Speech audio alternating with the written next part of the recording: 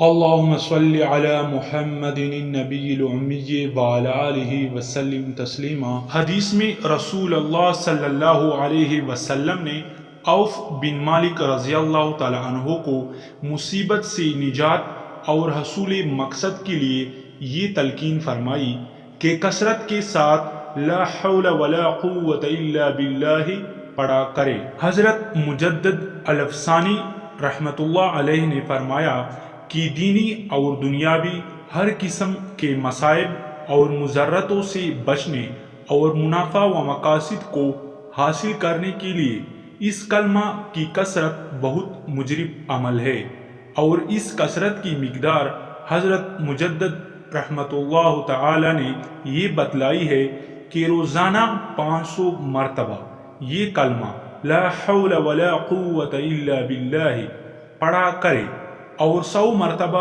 درود شریف اس کے اول و آخر میں پڑھ کر اپنے مقاصد کے لیے دعا کیا کرے۔ اپنے مصائب اور پریشانیوں پر رونے سے پہلے ہمیں چاہیے کہ حضور صلی اللہ علیہ وسلم کی بتائی ہوئی باتوں پر عمل کرے۔ اللہ تعالی ہمیں ہر قسم کے مصائب، تکالیف اور پریشانی سے محفوظ رکھے، آمین ثم آمین۔